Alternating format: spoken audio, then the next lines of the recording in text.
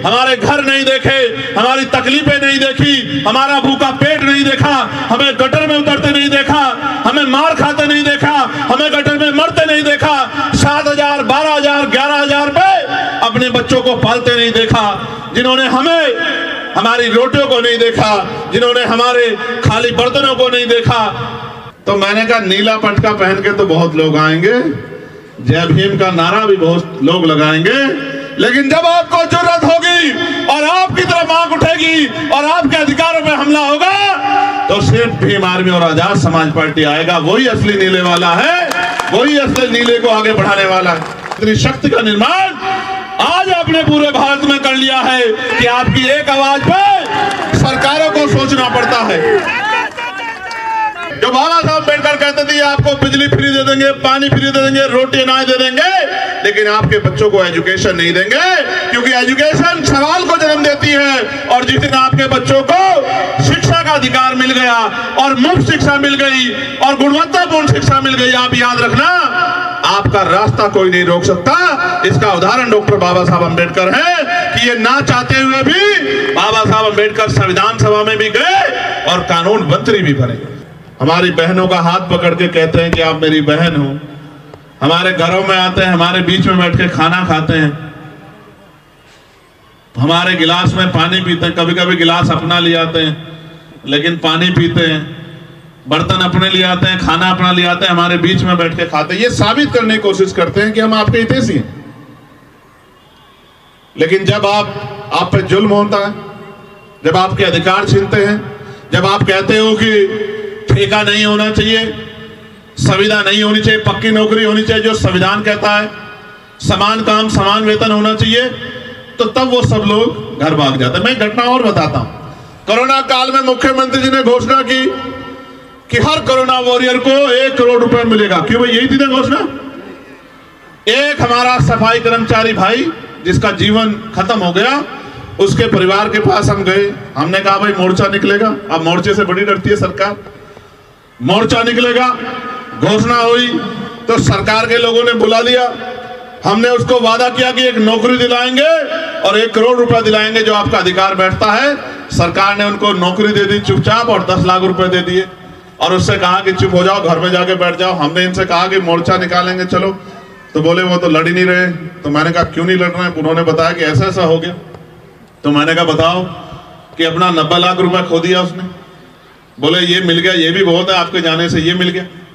यही दिल्ली में नए साल पे एक बेटी को घसीटा गया था, आपको याद होगा, 10-11 किलोमीटर बवाना में उसके परिवार के साथ जाके उसके ऊपर हुए जुल्म की लड़ाई हम लोगों ने लड़ने का काम किया। तो हमने कोशिश की आपकी आवाज बनने की। अब आप कोशिश करो हमें ताकत देने की। अगर आपने ये कोशिश कर ली, भाई सेंसर वहां खड़े हैं, मैं जिम्मेदारी से कह रहा हूं, अगर आपने ये कोशिश कर ली और अगर आपने एक मौका बड़े पैमाने पे नहीं छोटे पैमाने पे भी आजाद समाज पार्टी को दे दिया, भीम आर्मी को दे दिया, तो आप याद रखना, जब मैं अपने यहाँ चुनाव लड़ रहा था मुझसे कहते थे क्या करेगा अकेला चंद्रशेखर, तो मैंने कहा था कि डॉक्टर अंबेडकर भी अकेले थे, मान्यवर काशीराम साहब भी अकेले थे और चंद्रशेखर भी अकेला। एक मौका मिलने दे तो बताऊंगा पार्लियामेंट में, अगर इस नीले पटके वाले ने अपनी अलग पहचान ना बनाई तब आप कहना। और आज आप देखो कि पार्लियामेंट जब चलती है, मैं आस्ट्रिया गया, इटली गया, मैंने एक संकल्प किया था पूरा करने का। हमारे धर्मगुरु हैं संत रामानंद जी महाराज जो शहीद हो गए थे, उनकी उस धरती पे जाके नमन करने का मैंने संकल्प लिया था। मैं वहां गया, वहां की बहनों माओ से मिला, सोच रहा था क्या जानती होंगी मुझे, तो बोलती है कि भाई हम अपने फोन में सनसेट टीवी देखते रहते हैं कि कब हमारा भाई पार्लियामेंट में हमारे लिए बोलेगा। आप ये बताओ, आप भी सुनते होंगे और बहुत सारे लोग तो ये कहते हैं कि हमने पार्लियामेंट टीवी को इसीलिए यूट्यूब पे सब्सक्राइब किया कि हमारा भाई वहां बोलता है, हम उसको सुनते हैं। आप ये देखो, भोजन माता, आशा, आंगनबाड़ी, सफाई कर्मचारी, ठेके पे कर्मचारी, सरकारी कर्मचारी, दिल्ली सिविल डिफेंस वाले, कोई ऐसा, पुलिस के लोग, दिल्ली पुलिस हो चाहे देश की पुलिस हो, उनके मॉडर्नाइजेशन की बात, होमगार्ड की, ग्राम के चौकीदार की, सब लोगों की बात, नौजवानों की बात, रोजगार की बात, महंगाई पे मार की बात जो जनता पे पड़ रही है, सारी आवाज हमने पार्लियामेंट में उठाने का काम किया। और आज ये हालत है कि कल तक कोई जो जय भीम नहीं बोलता था, इस अब मैं पार्लियामेंट में जाता हूं तो ऐसा लगता है सारे जय भीम वाले हो गए, इधर वाले भी और इधर वाले भी। एक दिन तो मैं गया, अभी एक विवाद हुआ तो मैं गया तो वहां के कर्मचारी आए मेरे पास, मैं अंदर बैठा कुछ लिख रहा था, बोले आज तो आपकी पार्टी के बहुत सारे सांसद आए हैं। तो मैंने कहा कि यार अभी तो चुनाव भी नहीं हुआ, सांसद कहां से बन गए बहुत सारे? तो बोले बहुत सारे लोग नीला पटका पहन के घूम रहे हैं। तो मैंने कहा नीला पटका पहन के तो बहुत लोग आएंगे, जय भीम का नारा भी बहुत लोग लगाएंगे, लेकिन जब आपको जरूरत होगी और आपकी तरफ आंख उठेगी और आपके अधिकारों पे हमला होगा तो सिर्फ भीम आर्मी और आजाद समाज पार्टी आएगा। वही असली नीले वाला है, वही असली नीले को आगे बढ़ाने वाला है।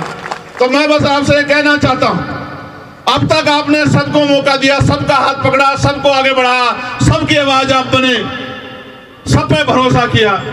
एक मौका आपको हमारे इन काम करने वाले साथियों को भी देना चाहिए।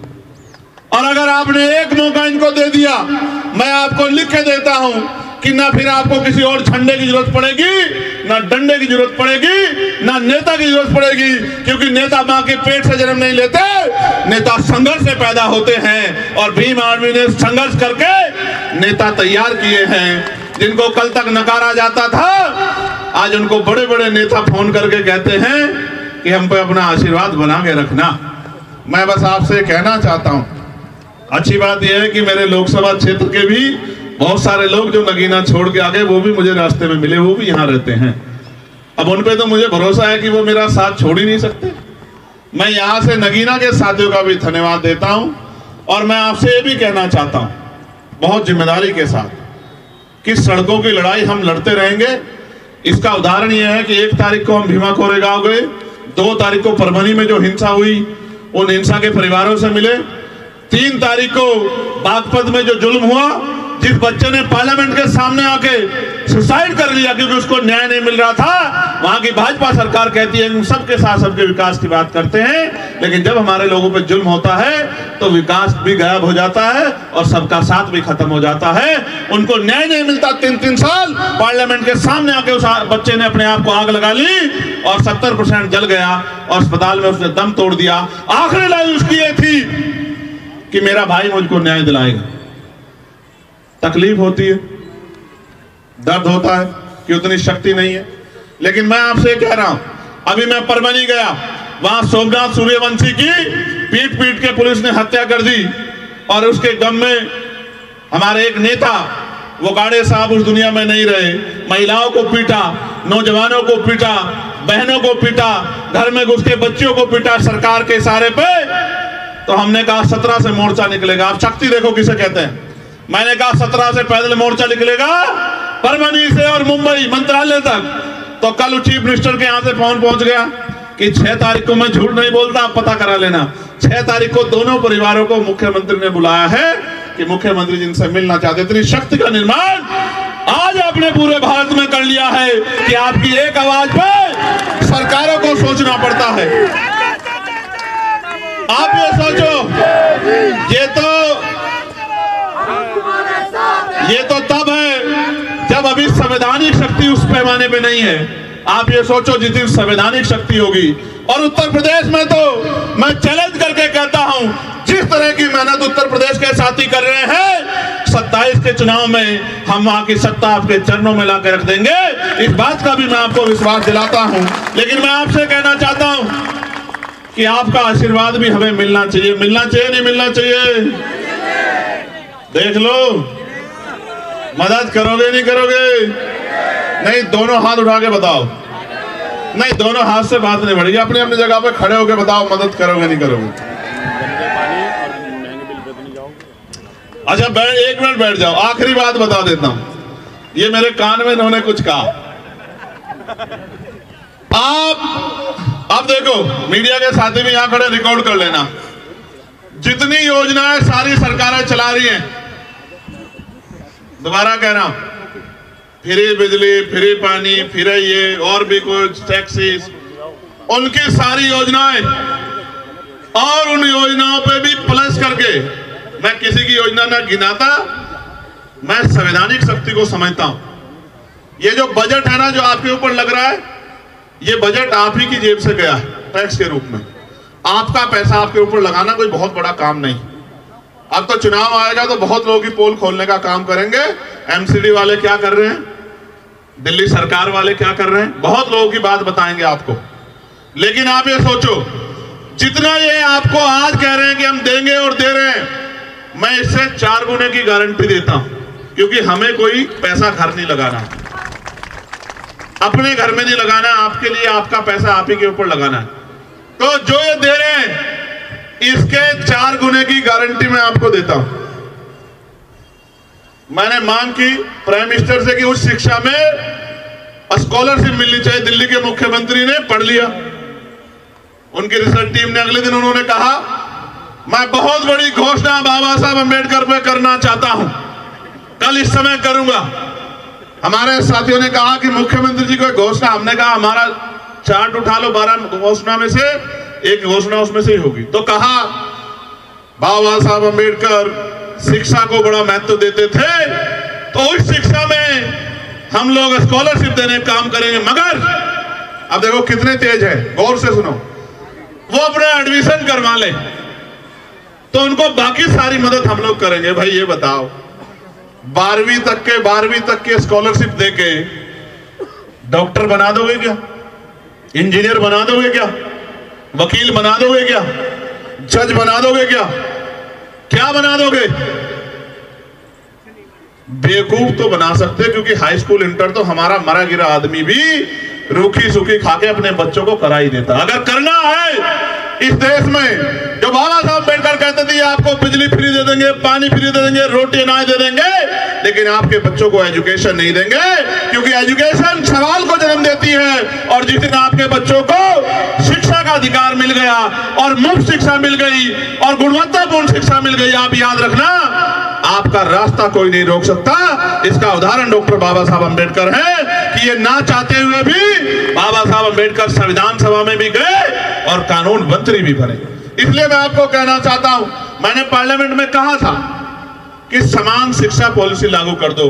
मैं सत्ता पक्ष को भी कह रहा हूं, विपक्ष को भी, अगर आप इतने अच्छे हो तो करो समान पॉलिसी लागू। अगर बाबा साहब समान शिक्षा पॉलिसी लागू, अगर बाबा साहब अम्बेडकर को नेता मानते हो, बाबा साहब अम्बेडकर की बात को मानते हो, समान हेल्थ पॉलिसी लागू करो कि गरीबों का इलाज भी, क्या तो सारे प्राइवेट स्कूल अस्पताल गरीबों के लिए भी खुले मुफ्त में, या सबका इलाज सरकारी अस्पताल में हो और इलाज बेहतर से बेहतर होना चाहिए कि पैसे की कमी कारण किसी की जान ना जाए। होना ये चाहिए कि गरीब के बच्चे को एजुकेशन वो कभी तक ले, गुणवत्तापूर्ण एजुकेशन, और वो इतने कम दामों में मिलनी चाहिए, किसी की जेब ना कटे। हमने तो देखा अपनी आंख से कि बड़े स्कूलों में, प्राइवेट में हमारे लोग हिम्मत करके भेजते हैं। मेरी माएं पेट पे कपड़ा बांध लेती हैं, एक टाइम का भोजन काट के अपने बच्चों को पढ़ाती, क्योंकि बाबा साहब कह के गए थे। लेकिन सच ये है कि ये सारे काम आपके आसान हो सकते हैं अगर आप अपनी राजनीतिक ताकत बना लो।